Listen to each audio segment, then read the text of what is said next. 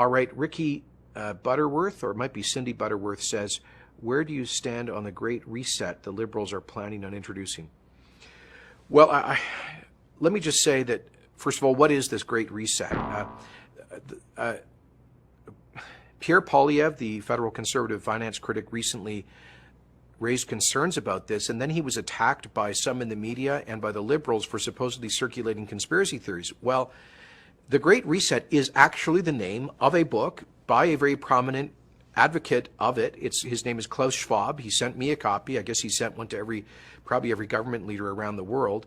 And Klaus Schwab's thesis in his book is that governments and societies, the world, should, quote, seize the opportunity of the public health and economic crisis to reimagine the world and radically change policies.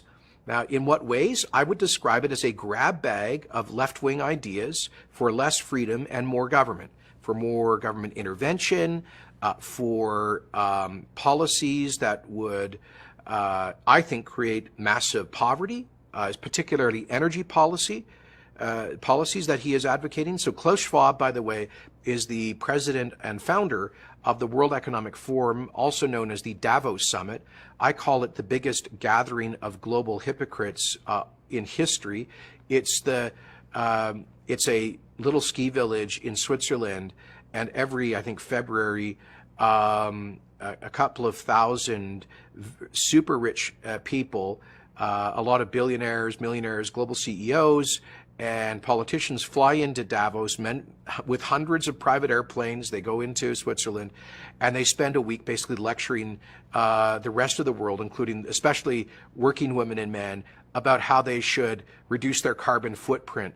The hypocrisy in that crowd is so thick you can't even cut it with a knife.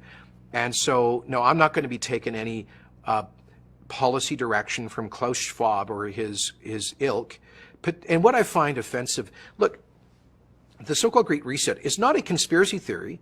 It is an actual set of concrete proposals being advocated by some very influential people, and including, apparently, by Prime Minister Trudeau, who clearly alluded to it, referred to it, quoted from it, the Schwab theory, in a speech he gave to the United Nations a couple of months ago. So it's not a conspiracy theory to talk about that.